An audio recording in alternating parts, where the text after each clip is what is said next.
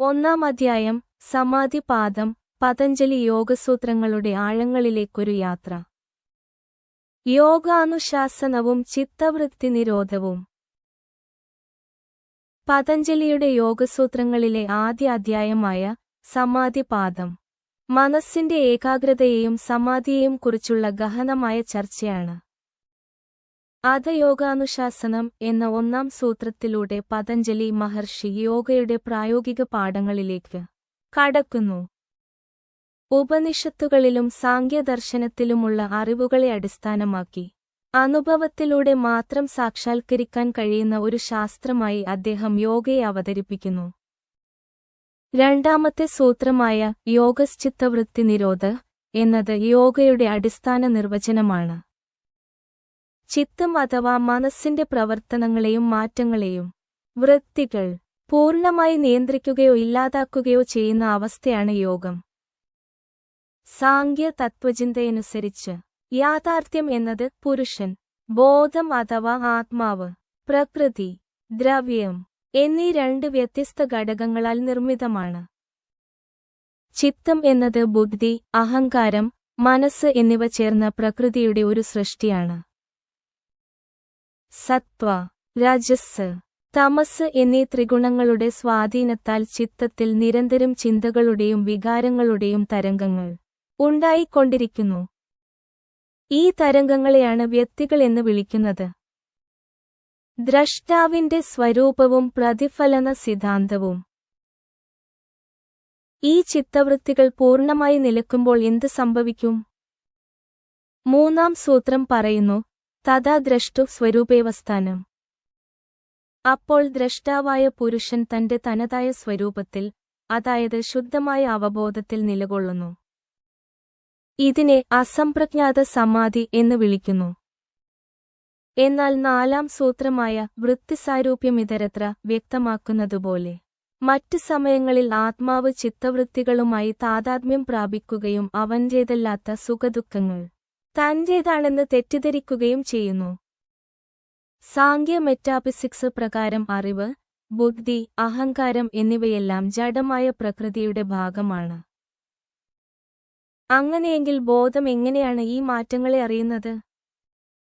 ബുദ്ധിയുടെ ഏറ്റവും സൂക്ഷ്മമായ സത്വഗുണത്തിൽ ആത്മാവിന്റെ ശുദ്ധമായ അവബോധം പ്രതിഫലിക്കുമ്പോഴാണ് അറിവ് സംഭവിക്കുന്നത്. കണ്ണാടിയിലെ അഴുക്ക് പ്രതിബിംബത്തെ ബാധിക്കുന്നതുപോലെ ചിത്തവൃത്തികൾ ബോധത്തിൽ പ്രതിഫലിക്കുമ്പോൾ ആത്മാവ് യാഥാർത്ഥ്യം മറക്കുന്നു. ഒരു സിനിമ കാണുമ്പോൾ നാം അതിലെ കഥാപാത്രങ്ങളുടെ വികാരങ്ങളുമായി താതാത്മ്യം പ്രാപിക്കുന്നതുപോലെ നാം പ്രപഞ്ചമാകുന്ന നാടകത്തിൽ ലയിച്ചുചേരുന്നു. ഈ അവിദ്യയാണ് ജനനമരണ സംസാരചക്രത്തിന്റെ അടിസ്ഥാന കാരണം.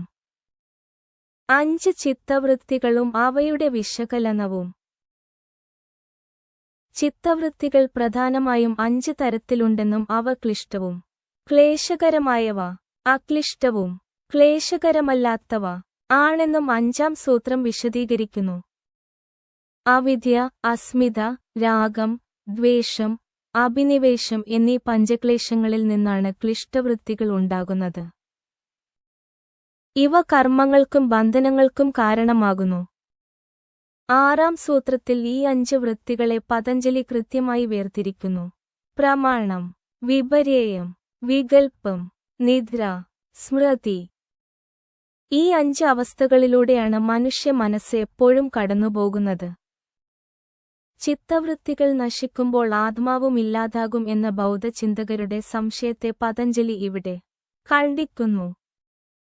ബോധം എന്നത് ചിത്തവൃത്തികളെ ആശ്രയിച്ചു നിൽക്കുന്ന ഒന്നല്ല, മറിച്ച് അത് സ്വയം പ്രകാശിക്കുന്ന പരമമായ സത്യമാണ്. പ്രമാണം, വിപര്യേയം, വികൽപ്പം, നിദ്ര. ശരിയായ അറിവായ പ്രമാണം എന്നത് പ്രത്യക്ഷം, നേരിട്ടുള്ള അനുഭവം, അനുമാനം, യുക്തി, ആഗമം, വേദങ്ങൾ അഥവാ ആപ്തവാക്യം എന്നിവയിലൂടെ ലഭിക്കുന്നുവെന്ന് 7-ാം സൂത്രം സമർത്ഥിക്കുന്നു. ഇതിൽ പ്രത്യക്ഷത്തിനാണ് യോഗദർശനം ഏറ്റവും കൂടുതൽ പ്രാധാന്യം നൽകുന്നത്. തെറ്റായ അറിവായ വിപര്യേയം എന്നത് ഒരു വസ്തുവിനെ മറ്റൊന്നായി തെറ്റിദ്ധരിക്കുന്നതാണ്. ഉദാഹരണത്തിന്, ഇരുട്ടിൽ കിടക്കുന്ന കയറ് കണ്ട് പാമ്പാണെന്ന് ഭയക്കുന്നത്. സൂത്രം 8.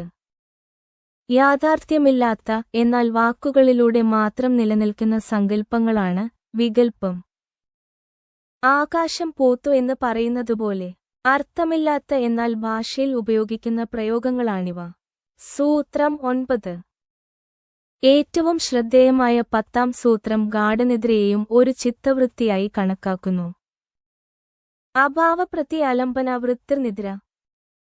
തമോഗുണം ആധിപത്യം സ്ഥാപിക്കുകയും മറ്റ് അറിവുകൾ ഇല്ലാതാവുകയും ചെയ്യുന്ന ഒരു മാനസിക അവസ്ഥയാണ് നിദ്ര. ഉറക്കമുണരുമ്പോൾ ഞാൻ സുഖമായി ഉറങ്ങി എന്ന് നാം ഓർക്കുന്നത് ഈ വൃത്തിയുടെ അവശേഷിപ്പുകൾ ഉള്ളതുകൊണ്ടാണ്. ഉപസംഹാരം.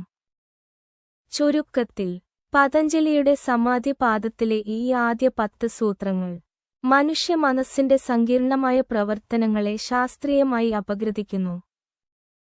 ചിത്തവൃത്തികളെ തിരിച്ചറിയാനും അവയെ നിയന്ത്രിച്ച് ശുദ്ധബോധത്തിന്റെ പരമമായ അവസ്ഥയിലേക്ക്, അതായത് കൈവല്യത്തിലേക്ക് ഉയരാനുമുള്ള കൃത്യമായ ഭൂപടമാണ് ഈ ദർശനം മനുഷ്യരാശിക്ക് നൽകുന്നത്. പതഞ്ജലിയുടെ യോഗസൂത്രങ്ങൾ, സമാധിപാദം, സൂത്രങ്ങൾ 11 മുതൽ 20 വരെ.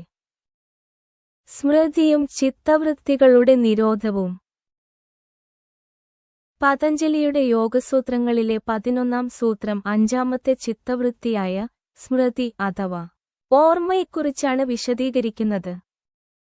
അനുഭൂതവിഷയാസംപ്രമോഷ സ്മൃതി.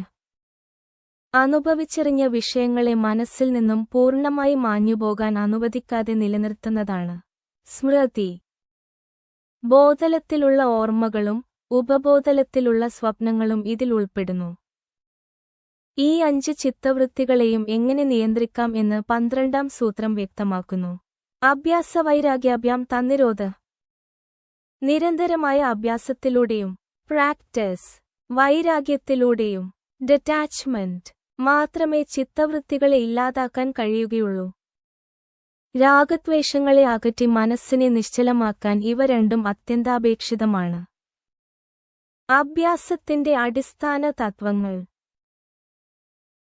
13ാമത്തെ സൂത്രത്തിൽ അഭ്യാസം എന്താണെന്ന് പതഞ്ജലി നിർവചിക്കുന്നു. ചിത്തവൃത്തി നിരോധം എന്ന ലക്ഷ്യത്തിൽ ഉറച്ചുനിൽക്കാനുള്ള നിരന്തരമായ പ്രയത്നമാണ് അഭ്യാസം. തത്ര സ്ഥിതോ യത്നോഭ്യാസ. എന്നാൽ ഇതൊരു സാധാരണ പ്രയത്നമല്ല. 14ാം സൂത്രം ഇതിന്റെ 3 പ്രധാന വ്യവസ്ഥകൾ മുന്നോട്ട് വയ്ക്കുന്നു. ദീർഘകാല നൈരന്തര്യ സത്കാരാസേവിതോ ദൃഢഭൂമി. ഒരു ഇടവേളയുമില്ലാതെ നൈരന്തര്യ ദീർഘകാലത്തോളം ദീർഘകാല പൂർണ്ണമായ വിശ്വാസത്തോടും ആദരവോടും കൂടി സത്കാര ചെയ്യുന്ന അഭ്യാസം മാത്രമേ ദൃഢമാവുകയുള്ളൂ. പെട്ടെന്നുള്ള ഫലങ്ങൾ പ്രതീക്ഷിച്ച് നിരാശരാകാതെ അചഞ്ചലമായ വിശ്വാസത്തോടെ ലക്ഷ്യത്തിലെത്തും വരെ സാധന തുടരേണ്ടതുണ്ട്.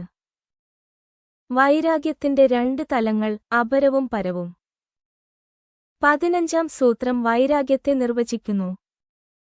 കണ്ണുകൊണ്ട് കണ്ടിട്ടുള്ളതോ വേദങ്ങളിലൂടെയും മറ്റും കേട്ടറിഞ്ഞിട്ടുള്ളതോ ആയ ഭൗതികവും സ്വർഗീയവുമായ എല്ലാ സുഖഭോഗങ്ങളോടുമുള്ള ആസക്തി പൂർണ്ണമായും ഇല്ലാതാകുന്ന അവസ്ഥയാണ് വൈരാഗ്യം അഥവാ വശീകാര സംജ്ഞ.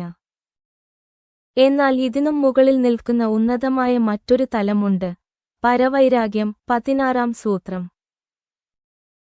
തത്പരം പുരുഷഖ്യാതേർഗുണവൈതൃഷ്ണ്യം. പുരുഷനെക്കുറിച്ചുള്ള ആത്മാവിനെക്കുറിച്ചുള്ള യഥാർത്ഥ ജ്ഞാനം ലഭിക്കുമ്പോൾ പ്രകൃതിയുടെ അടിസ്ഥാന ഘടകങ്ങളായ സത്വ രജസ് തമോ ഗുണങ്ങളോട് പോലും യാതൊരു താൽപ്പര്യവുമില്ലാത്ത അവസ്ഥയാണിത്. ആത്മസാക്ഷാത്കാരത്തിലൂടെ ലഭിക്കുന്ന ഈ പരവൈരാഗ്യം ലൗകികമായ എല്ലാ ബന്ധനങ്ങളെയും എന്നേക്കുമായി ഇല്ലാതാക്കുന്നു. സംപ്രജ്ഞാത സമാധിയും അസംപ്രജ്ഞാത സമാധിയും. 17ാം സൂത്രത്തിൽ സമാധിയുടെ ആദ്യഘട്ടമായ സംപ്രജ്ഞാത സമാധിയെക്കുറിച്ച് വിവരിക്കുന്നു. ഇതൊരു സബീജ സമാധിയാണ്, അതായത് മനസ്സിന് ഏകാഗ്രമാകാൻ ഇവിടെ ഒരു ലക്ഷ്യമോ ബിന്ദുവോ പ്രത്യയം ആവശ്യമാണ്. വിതർക്കം, വിചാരം, ആനന്ദം, അസ്മിത എന്നീ 4 തലങ്ങളിലൂടെ കടന്നുപോകുന്ന ഈ അവസ്ഥയിൽ യുക്തിയും ചിന്തയും ആനന്ദവും അഹങ്കാരവും സൂക്ഷ്മരൂപത്തിൽ നിലനിൽക്കുന്നു. എന്നാൽ 18ാം സൂത്രം ഇതിനും മുകളിലുള്ള അസംപ്രജ്ഞാത സമാധിയെക്കുറിച്ച് സംസാരിക്കുന്നു. എല്ലാവിധ ചിന്തകളെയും ബോധപൂർവം ഇല്ലാതാക്കുന്ന നിരന്തരമായ പരിശീലനത്തിലൂടെയാണ് ഇതിലെത്തുന്നത്. ഇവിടെ ബാഹ്യമായ യാതൊരു വിഷയങ്ങളും അവശേഷിക്കുന്നില്ല. പൂർവജന്മങ്ങളിലെ അവ്യക്തമായ സംസ്കാരങ്ങൾ, ട്രേസസ്, മാത്രമാണ് ഈ അവസ്ഥയിൽ ബാക്കിയാകുന്നത്. ഇതൊരു നിർബീജ സമാധിയില്ലെങ്കിലും അതിലേക്കുള്ള സുപ്രധാനമായ ചുവടുവെപ്പാണിത്. സമാധിയിലേക്കുള്ള വ്യത്യസ്ത പാതകൾ. 19-ാം സൂത്രം ജന്മനാ തന്നെ സമാധി അവസ്ഥ പ്രാപിക്കാൻ കഴിയുന്നവരെക്കുറിച്ച് പ്രതിപാദിക്കുന്നു. ശാരീരിക ബന്ധനങ്ങളില്ലാത്ത വിദേഹന്മാർക്കും പ്രകൃതിയിൽ ലയിച്ചുചേർന്ന പ്രകൃതിലയന്മാർക്കും മുൻജന്മ കർമ്മങ്ങളുടെ ഫലമായി ജനനത്തോടെ തന്നെ ഈ ഉന്നത അവസ്ഥ ലഭിക്കുന്നുവെന്ന് പതഞ്ജലി പറയുന്നു. ഭാവപ്രത്യയോ വിദേഹ പ്രകൃതിലയാനാം. മഹർഷിമാരായ ജ്ഞാനേശ്വരനെയും രമണ മഹർഷിയെയും ഇതിനുദാഹരണമായി കാണാം. എന്നാൽ 20-ാം സൂത്രം സാധാരണക്കാരായ സാധകർക്കുള്ള മാർഗമാണ് കാട്ടിത്തരുന്നത്. ശ്രദ്ധ, വീര്യ, സ്മൃതി, സമാധി, പ്രജ്ഞ, പൂർവക ഇതരേഷാം. അചഞ്ചലമായ വിശ്വാസം, ശ്രദ്ധ, തളരാത്ത ഇച്ഛാശക്തിയും ധൈര്യവും, വീര്യം, ലക്ഷ്യത്തെക്കുറിച്ചുള്ള നിരന്തരമായ ഓർമ്മ, സ്മൃതി, ഏകാഗ്രത, സമാധി, ഉന്നതമായ ആത്മീയ ബുദ്ധി, പ്രജ്ഞ എന്നീ 5 പടവുകളിലൂടെ കടന്നുപോകുന്ന ഒരു സാധകന് തീർച്ചയായും അസംപ്രജ്ഞാത സമാധി എന്ന പരമമായ ലക്ഷ്യത്തിൽ എത്തിച്ചേരാൻ കഴിയും.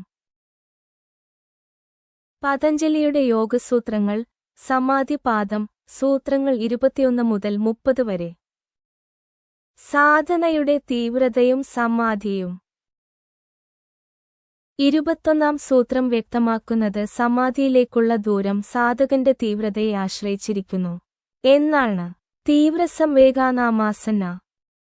ലക്ഷ്യത്തോടുള്ള അദമ്യമായ ആഗ്രഹവും തീവ്രമായ സാധനയുമുള്ളവർക്ക് അസംപ്രജ്ഞാത സമാധി വളരെ വേഗം കൈവരിക്കാൻ സാധിക്കും.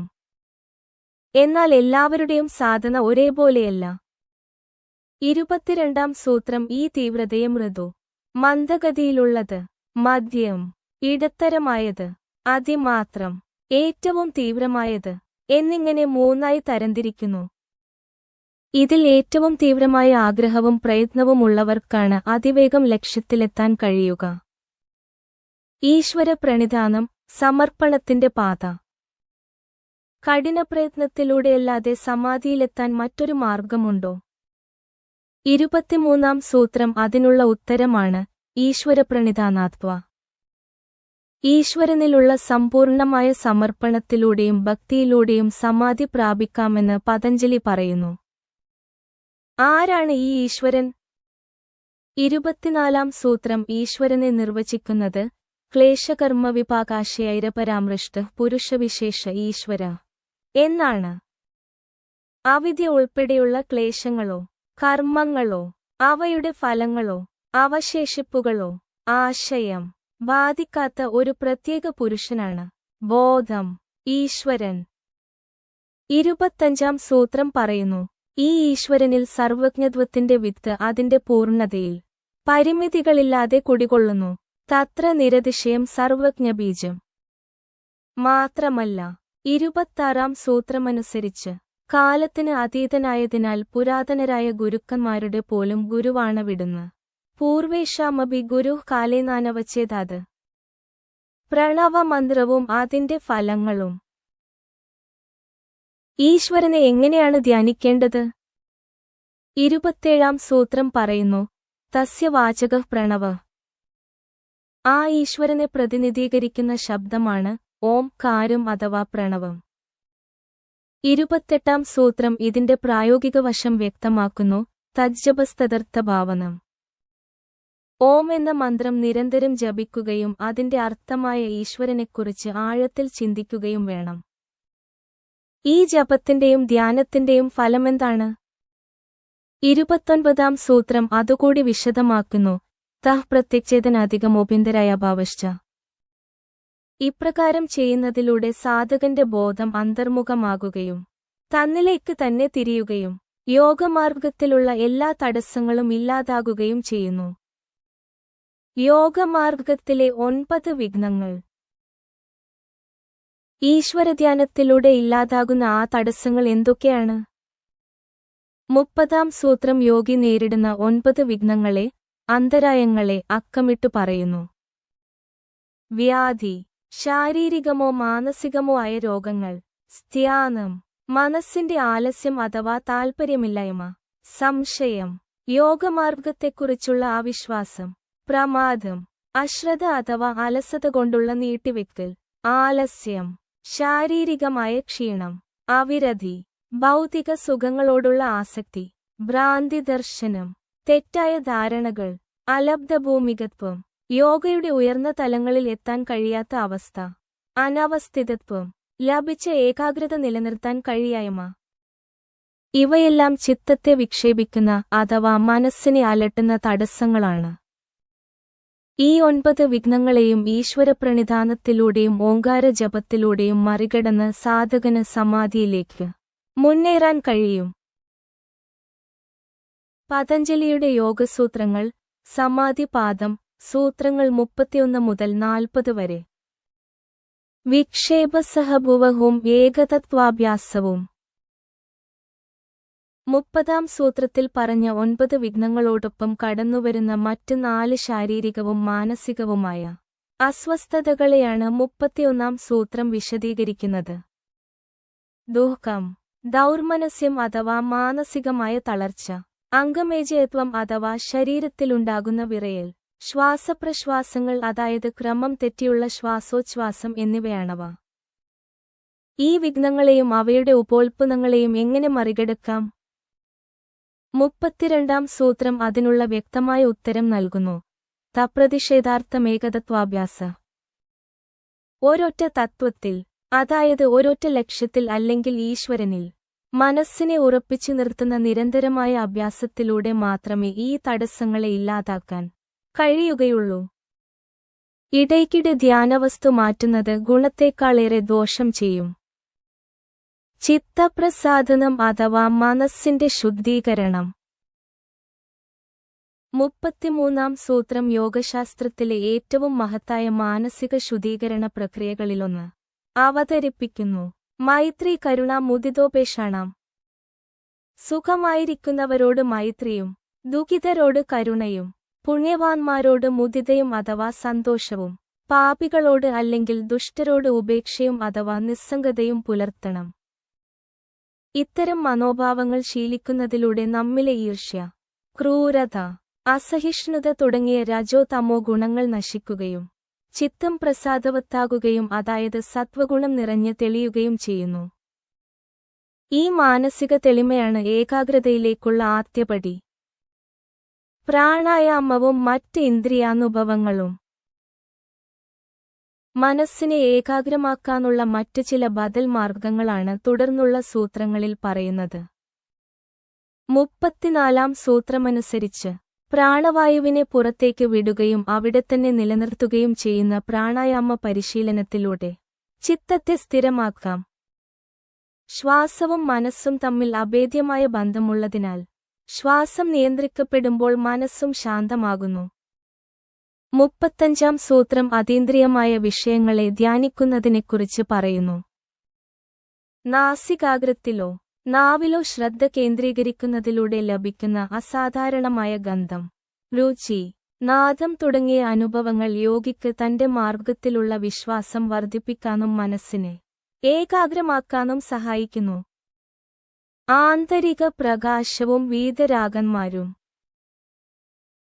36-ാം സൂത്രം ദുഃഖരഹിതവും പ്രകാശപൂർണവുമായ ഒരു ആന്തരിക അവസ്ഥയെ ധ്യാനിക്കാൻ നിർദ്ദേശിക്കുന്നു. വിശോക വാ ജ്യോതിഷ്മതി. ഹൃദയകമലത്തിൽ ശ്രദ്ധ കേന്ദ്രീകരിക്കുമ്പോൾ അനുഭവപ്പെടുന്ന ശാന്തമായ ആന്തരിക പ്രകാശവും ആനന്ദവും ചിത്തത്തെ സ്ഥിരപ്പെടുത്തുന്നു. 37-ാം സൂത്രം മറ്റൊരു പ്രായോഗിക മാർഗം കാട്ടിത്തരുന്നു. വീതരാഗവിഷയം വാ ചിത്തം. ഭൗതിക സുഖങ്ങളോടുള്ള ആസക്തിയെ പൂർണ്ണമായും ജയിച്ച വീതരാഗന്മാരായ മഹാത്മാക്കളെയും സദ്ഗുരുക്കന്മാരെയും ധ്യാനിക്കുന്നതിലൂടെ അവരുടെ മനസ്സിന്റെ നൈർമല്യം സാധകന്റെ മനസ്സിലേക്കും പകരുകയും ചിത്തം ആസക്തികളിൽ നിന്നും മുക്തമായി ഏകാഗ്രമാവുകയും ചെയ്യുന്നു. സ്മൃതിയും യഥാഭിമ ധ്യാനവും. 38 സൂത്രം ഗാഠനിദ്രയിലോ സ്വപ്നാവസ്ഥയിലോ ലഭിക്കുന്ന അറിവിനെ ധ്യാനത്തിന് ആധാരമാക്കാമെന്ന് പറയുന്നു. സ്വപ്നനിദ്രാജ്ഞാനാലംബനം വാ. ഗാഠനിദ്രയിലെ ചിന്തകളില്ലാത്ത ശൂന്യതയെ ഉണർന്നിരിക്കുമ്പോൾ ധ്യാനിക്കുന്നത് മനസ്സിനെ ശാന്തമാക്കും. 39 സൂത്രം തികഞ്ഞ സ്വാതന്ത്ര്യം നൽകുന്നു. സാധകന് ഇഷ്ടമുള്ള, മനസ്സിന് സന്തോഷം നൽകുന്ന ഏത് മംഗളകരമായ വസ്തുവിനെയും ധ്യാനിക്കാം. യഥാഭിമധ്യാനാത്വ. ഈ പറഞ്ഞ ഏതെങ്കിലും മാർഗങ്ങളിലൂടെ ഏകാഗ്രത ശീലിക്കുന്ന യോഗിയുടെ മനസ്സിന് എന്ത് സംഭവിക്കുമെന്ന് 40 സൂത്രം വ്യക്തമാക്കുന്നു. പരമാണു പരമമഹത്വാന്തോസ്യ വശീകാര. ഏറ്റവും സൂക്ഷ്മമായ പരമാണു മുതൽ അതിവിശാലമായ പ്രപഞ്ചം വരെയുള്ള ഏത് വിഷയത്തിലും യോഗിയുടെ മനസ്സിന് അനായാസം കടന്നുചെല്ലാനും അവയുടെ മേൽ പരിപൂർണമായ നിയന്ത്രണം നേടാനും സാധിക്കും. പതഞ്ജലിയുടെ യോഗസൂത്രങ്ങൾ, സമാധിപാദം, സൂത്രങ്ങൾ 41 മുതൽ 51 വരെ. സമാപത്തിയും സവിതർക്ക നിർവിതർക്ക സമാധികളും. ചിത്തവൃത്തികൾ ക്ഷയിക്കുമ്പോൾ പൂർണ്ണമായും ശുദ്ധീകരിക്കപ്പെട്ട ഒരു സ്ഫടികം അത് വെച്ചിരിക്കുന്ന വസ്തുവിന്റെ നിറം ഉൾക്കൊള്ളുന്നതുപോലെ ഗ്രഹീതാവിലും ഗ്രഹണത്തിലും ഗ്രാഹ്യത്തിലും അഥവാ ധ്യാനവിഷയത്തിലും മനസ്സ് പരിപൂർണമായി ലയിച്ചുചേരുന്ന അവസ്ഥയാണ് സമാപത്തി. ധ്യാനവിഷയത്തിന്റെ പേര്, രൂപം, അതിനെക്കുറിച്ചുള്ള അറിവ് എന്നിവ പരസ്പരം കൂടിക്കലർന്നിരിക്കുന്ന സമാധി അവസ്ഥയാണ് സവിതർക്ക സമാപത്തി. എന്നാൽ സ്മൃതി അഥവാ ഓർമ്മ പൂർണ്ണമായി ശുദ്ധീകരിക്കപ്പെടുമ്പോൾ മനസ്സ് സ്വന്തം അസ്തിത്വം പോലും മറന്ന് ധ്യാനവിഷയമായി മാത്രം പ്രകാശിക്കുന്ന അവസ്ഥയാണ് നിർവിതർക്ക സമാപത്തി. ഇവിടെ ഭാഷയ്ക്കും ചിന്തകൾക്കും സ്ഥാനമില്ല. സവിചാര സമാധിയും സൂക്ഷ്മ വിഷയങ്ങളും സവിതർക്ക നിർവിതർക്ക അവസ്ഥകളെപ്പോലെ തന്നെ സൂക്ഷ്മവിഷയങ്ങളിലുള്ള സവിചാര നിർവിചാര സമാപത്തികളെയും വ്യാഖ്യാനിക്കാം. ആനന്ദം, അസ്മിത തുടങ്ങിയ അതീവ സൂക്ഷ്മമായ തലങ്ങളാണിത്. ഈ സൂക്ഷ്മവിഷയങ്ങളുടെ പരിധി എന്നത് ത്രിഗുണങ്ങളുടെ സാമ്യാവസ്ഥയായ സാക്ഷാൽ പ്രകൃതി അഥവാ അലിംഗം വരെ നീണ്ടുകിടക്കുന്നു. ഇതുവരെ വിശദീകരിച്ച സമാധി അവസ്ഥകൾക്കെല്ലാം ധ്യാനിക്കാൻ ഒരു ബിന്ദുവോ പ്രതീകമോ ബീജം ഉള്ളതുകൊണ്ട് അവയെല്ലാം സബീജ സമാധി എന്ന വിഭാഗത്തിലാണ് ഉൾപ്പെടുന്നത്. അധ്യാത്മപ്രസാദവും ഋതംബര പ്രജ്ഞയും. നിർവിചാര സമാധിയിൽ പൂർണ്ണത നേടുമ്പോൾ ചിത്തം അങ്ങേയറ്റം തെളിഞ്ഞതാകുകയും ആന്തരികമായ ആത്മീയ പ്രകാശം ഉദയം ചെയ്യുകയും ചെയ്യുന്നു. ഈ ഉന്നതാവസ്ഥയിൽ ലഭിക്കുന്ന അതിഭൗതികമായ അറിവ് ഋതംബര പ്രജ്ഞ അഥവാ പ്രപഞ്ചസത്യം നിറഞ്ഞതാണ്. വേദങ്ങളിലൂടെയോ മറ്റ് ഗ്രന്ഥങ്ങളിലൂടെയോ കേട്ടറിയുന്ന കാര്യങ്ങളോ യുക്തിയിലൂടെ നിർദ്ധാരണം ചെയ്തെടുക്കുന്ന അറിവുകളോ അല്ല ഇത്. അത്തരം സാധാരണ അറിവുകളിൽ നിന്നും തികച്ചും വ്യത്യസ്തവും സൂക്ഷ്മവുമായ സത്യങ്ങളെ നേരിട്ട് അനുഭവിച്ചറിയാൻ ഈ പ്രജ്ഞയിലൂടെ യോഗിക്ക് സാധിക്കുന്നു. നിർബീജ സമാധി അഥവാ പരമമായ ലക്ഷ്യം. ഋതംബര പ്രജ്ഞയിൽ നിന്നുണ്ടാകുന്ന പുതിയ ബോധസംസ്കാരങ്ങൾ മനസ്സിലെ മറ്റ് പഴയ ലൗകിക സംസ്കാരങ്ങളെ പൂർണ്ണമായി തടയുകയോ നശിപ്പിക്കുകയോ ചെയ്യുന്നു. ഒരു മുള്ളുകൊണ്ട് മറ്റൊരു മുള്ളിനെ എടുക്കുന്നതുപോലെയാണിത്. അന്തിമമായി 51 സൂത്രം വ്യക്തമാക്കുന്നതുപോലെ ഈ ഉന്നതമായ ജ്ഞാനസംസ്കാരത്തെപ്പോലും ഇല്ലാതാക്കി എല്ലാ ചിത്തവൃത്തികളെയും പൂർണ്ണമായും നിരോധിച്ച് യാതൊരു അവലംബവുമില്ലാത്ത നിർബീജ സമാധി എന്ന പരമമായ അവസ്ഥയിലേക്ക് യോഗി എത്തിച്ചേരുന്നു. ഇതോടെ പതഞ്ജലി യോഗസൂത്രത്തിലെ സമാധി പാദം പൂർണ്ണമാകുന്നു.